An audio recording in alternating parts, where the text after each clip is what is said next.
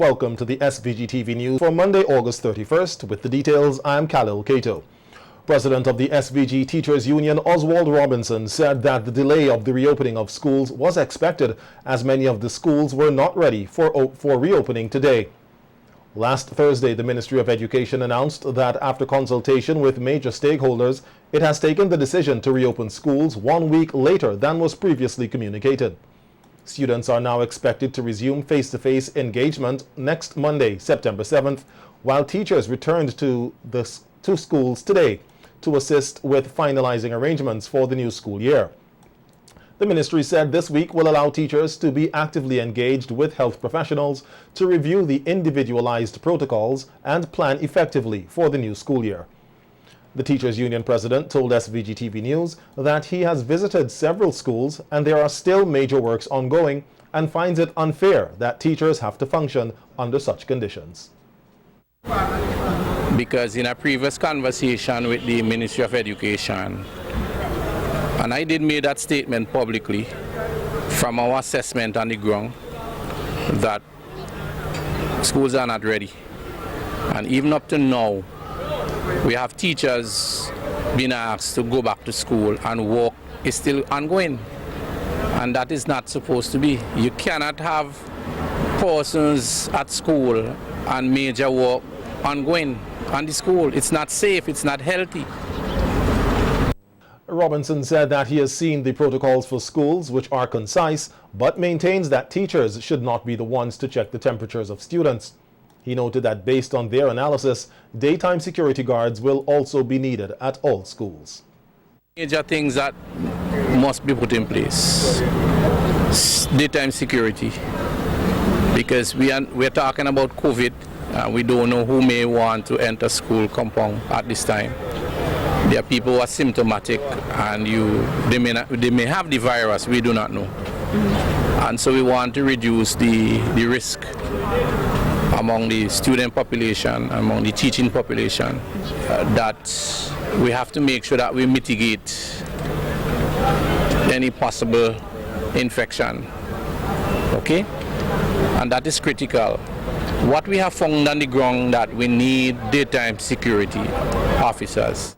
While commending the Ministry of Education for installing proper hand-washing stations at schools, the Teachers Union president said some schools have not yet received supplies promised to them. In terms of additional wash stations, and it's good that they're using some concrete ones which are more durable. Okay, so that must be commended. But at the same time, the Ministry of Education also spoke about masks, and they gave us the assurance in a meeting about 2 weeks ago that they would provide masks for teachers and students. Well, a number of schools have not received the mask as yet. What about thermometers? Well, some schools have already received their thermometers. What I'm concerned about for the large schools with big populations. Meanwhile, some teachers say they are prepared for the reopening of schools, having been briefed on the new protocols. Assistant Principal at the Bishop's College, Kingstown, Rosamond Robinson, said that the school has purchased added supplies needed, which will complement those provided by the Ministry of Education, such as thermometers. He said as it relates to teachers conducting temperature checks, some will have to volunteer to do so. Ideally, it will be best to have a medical personnel, maybe a nurse or someone. However, we have teachers here who have agreed to take temperature, so in that case we do not have a problem, because teachers have voluntarily decided that they will take temperature of students. Well, when they come in at the gate, there's security to take off who is present, then they'll go and wash by the pipe, and then there will be designated spots to take temperatures. We haven't decided the exact format. Maybe we'll have a spot for Form 1s, 2s, 3s, and so forth, somewhere in the yard before they proceed to their class. So the temperatures will be taken outside. He explained that teachers will start checking temperatures from as early as 7:30 in the morning, which will give them enough time to ensure all protocols are followed. Well, school will begin at 8:10 as usual. However, persons who are taking temperature will be there before 8:10. So as soon as the child comes for it, I think we have decided we'll be there from about 7:30. So as soon as the child comes, he or she will get their temperature taken, then they may proceed to their classroom. Anyone identified with the temperature, it's according to the Ministry of Health above 38 degrees Celsius or 100.1 degrees Fahrenheit.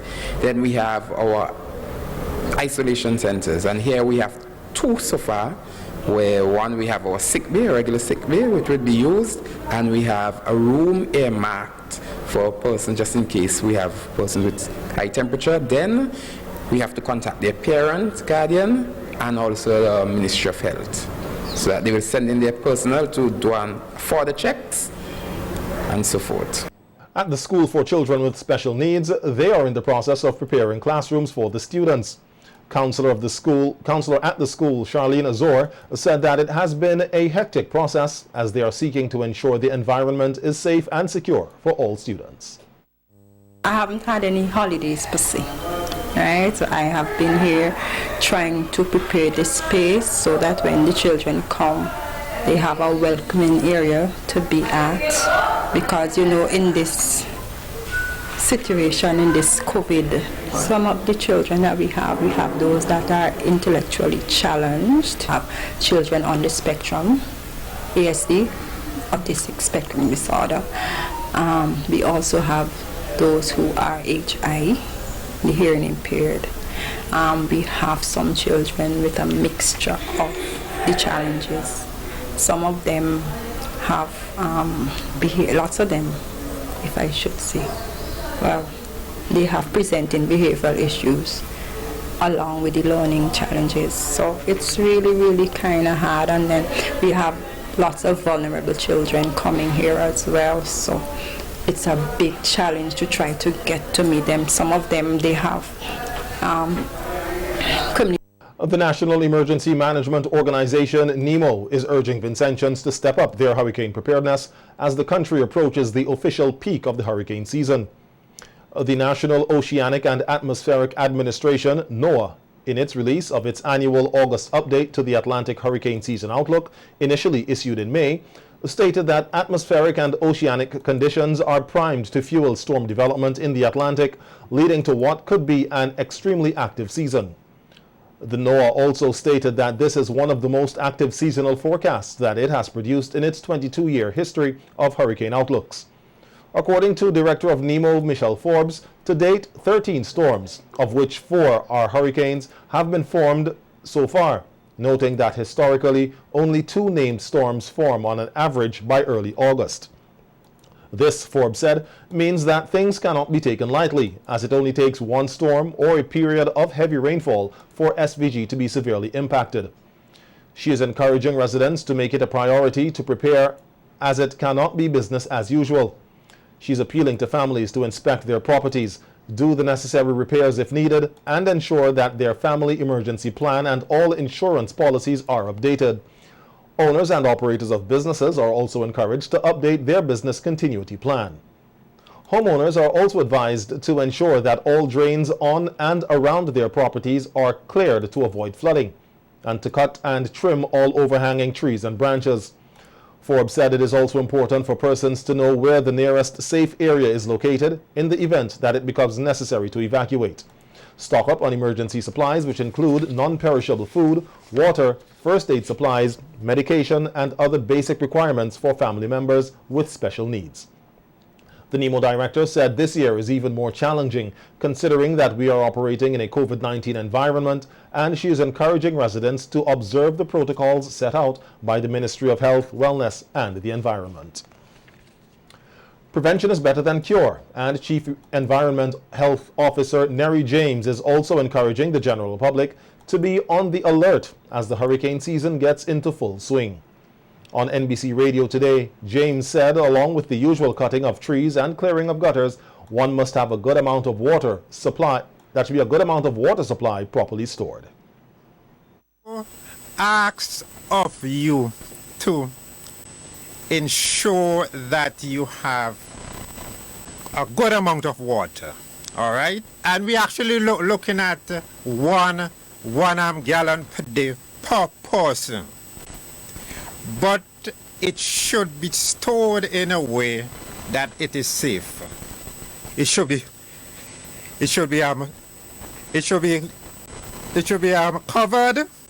If not covered, it will breed a lot of mosquitoes.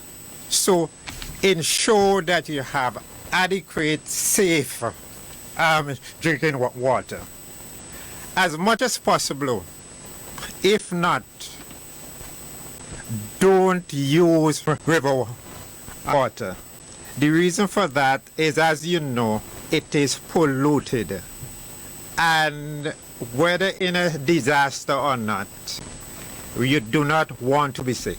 Also speaking on the program was Public Health Officer Ralph Williams, who said that water containers must be sanitized and water stored up should not be used after a certain period.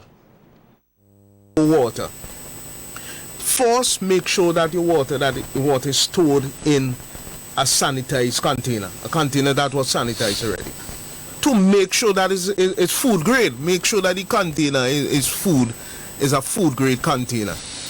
Make sure when you're storing it, you store it away from petroleum and other chemicals and so forth. These are the little things that we need to make the public be aware of in terms of storing the water. If you have stored water over, say, a period of 6 months, it's best that you had it stored before, but it's best that you empty it and refill it. Over 6 months, it's best that you refill it. Even bottled water. Bottled water, when you're purchasing bottled water and you have bottled water stored up and it's over about a year, we advise, so you have to be very, very careful with that. The electoral office is prepared for general elections. So says Supervisor of Elections Dora James, who told SVG-TV News today that there are more than 96,000 persons registered to vote in the upcoming general elections. James said the registration process has been going well, noting that registration officers have also been doing home registrations for certain groups of people, especially those who face a challenge in visiting a registration center. We do field home registration, and at home we take those persons who are challenged in terms of their physical ability. Some of them would not be able to come to the centers, so we deal with those persons at their homes. Outside of that, we are okay with our registration. People are coming forward, and we look forward especially to seeing youths and those persons who did not update their registration for a very long time. According to the election supervisor, re-registration of persons has been a challenge, as there are many persons who are on the list but because of varying reasons need to update their information. Some of them, yes, we recognize have traveled, but there are many persons in St. Vincent and the Grenadines who still have not heeded the call to come forward and re-register, or register for that matter of fact, because there are many of them whose names are off the list. So we appeal to them to come forward and do their registration, but in relation to registration, we are fine. In relation to registration or re-registration, those persons who have to re-register, they have their cards. The cards last for 10 years. So if your card, you were issued a card in 2009, then 2019, your card is out. 2010, your card was issued. 2020, your card is out. So people will check the expiry date and ensure that they have a valid card. James noted that officers have been working to ensure there are no names of deceased persons on the voters list, as they continue to work with the registrar to update their information monthly. So once we have that data, those names are removed. There are sometimes cases where you would still find deaths, and that will always be on the list. Either they died at the same time you produce in the list, or there is a difference in the name or some sort of data. And we have to make sure that we verify that data before we can move somebody from the list. In some cases, you can't find the person. There might be a name that is used. People in the community might know them in a particular name. When they die, there's a different name. So sometimes too, we have families In few cases, families come forward and they might bring a death certificate. If they look and they see their relative's name on the list, they might say this person has passed and this is the evidence name off. But generally, most names are off because we have the updates from the registry monthly. It's a monthly exercise. Police at the Caliacua Police Station in the South Central Division have initiated a criminal investigation into 3 robberies which occurred on Friday at the Wilson Enterprises Incorporated, or the Sol gas station, located in Arnesville. The robbers reportedly escaped with over $600 in cash and other items from the gas station. The police say investigations so far have led to the detention of 4 men in custody that should be in custody in relation to the commission of these offenses. They are Novel Sayers, a 32-year-old laborer of Brighton, Kyle Ragge Francis, a 27-year-old laborer of Longwall, and Diallo Small, a 31-year-old businessman of French's. Persons with any information that can assist with the investigations of these crimes are asked to contact the Caliacua Police Station and/or the officer in charge of the South Central Division, or any police station or police officer with whom you're comfortable with. The police say that all information received will be dealt with confidentially. There is a further extension of the lifting of the ban to play amplified music. In a release from the Police Public Relations Department, it said the ban has been extended effective September 1st to September 30th. To this end, persons applying to the Office of the Commissioner of Police for such permission must comply with all of the protocols relating to the prevention and containment of the spread of the COVID-19 virus. This includes the recommendations for the managed conduct of mass gatherings with or without amplified music that were developed and issued by the Health Services Subcommittee of the National Emergency Committee, COVID-19 Task Force, and the Ministry of Health, Wellness, and the Environment. In more police news, 22 police officers of the Royal St. Vincent and the Grenadines Police Force will be celebrating 25 years of service to the organization tomorrow. The officers who will be achieving this milestone are Assistant Superintendent Ronald Benjamin, Inspectors Curtis Clark and Lyndon Oliver, Station Sergeants Curtis Thomas and Angus Morris, Sergeants Malcolm Alexander, Kasanki Kwao and Maxine Richardson, Petty Officers Clinton Lewis, Junior Batiste and David Lewis, Acting Sergeant Royden Hanaway, Corporals Keith Lewis, Glendon Davis, Cuthbert Morris and Sion Choi, Acting Corporal Roysel Davis, and Police Constable 626 Winston Mars. These officers are attached to various stations, departments and units throughout the RSVG Police Force and are the only ones remaining from a batch of 67 recruits who were enlisted into the police force on September 1st, 1995. In celebration of this milestone, the officers will be having a dinner and a picnic on September 1st and 2nd, respectively. JCI St. Vincent will this year execute 3 main activities in commemoration of Peace is Possible Day to be observed on September 21st. The celebration activities will be held under the theme, With Everyone a Leader, Peace is Possible. JCI St. Vincent says the theme reinforces the importance of personal responsibility towards achieving peace in our homes, communities, workplaces, institutions, and organizations. It also opens up an important discussion on the type of traits, characteristics, skill sets, and values that are necessary towards developing peace leaders. Chair of the Peace is Possible Committee, Nick Francis, said the first activity will be an art competition open to primary and secondary schools.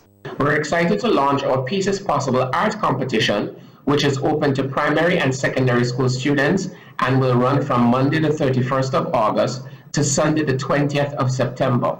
The theme for the competition is Peace is Possible, and all artwork submitted must reflect or incorporate this theme. First place will receive $500, second place $250, and third place will receive $125 for each category. We know that the arts are very important to youth development, and we look forward to our young people using their creative energies in a positive way. For those who wish to participate in the Peace is Possible art competition, you must first register on our Facebook page at facebook.com/JCI St. Vincent SVG. Registration opens on Monday the 31st of August, and registration will close on Monday the 7th of September. Other activities include a short video presentation on important values and character traits that are necessary to be a peace leader, and an online webinar on the topic COVID-19 and conflict resolution in the home, which will be held on Peace is Possible Day, Monday, September 21st. We know that many of our families are struggling with the effects of COVID-19, not just the economic fallout, but also the interpersonal conflicts that stem from those issues. As a result, JCI St. Vincent will be hosting an online webinar on the topic COVID-19 and conflict resolution in the home on Monday, September 21st at 7:30 p.m. Eastern Caribbean Time. For those who wish to register to participate in the webinar, space is limited, so it's best to get registered as early as possible. The link for the webinar is posted on our Facebook page, facebook.com/JCI St. Vincent SVG. Our featured guest speaker for the webinar will be Dr. Ronya Foy Connor, Department Head at the Gender Affairs Unit in Anguilla. We are all delighted to host this webinar and to use the technology available to reach a much wider audience. And it is also our intention to stream this webinar live on our Facebook page.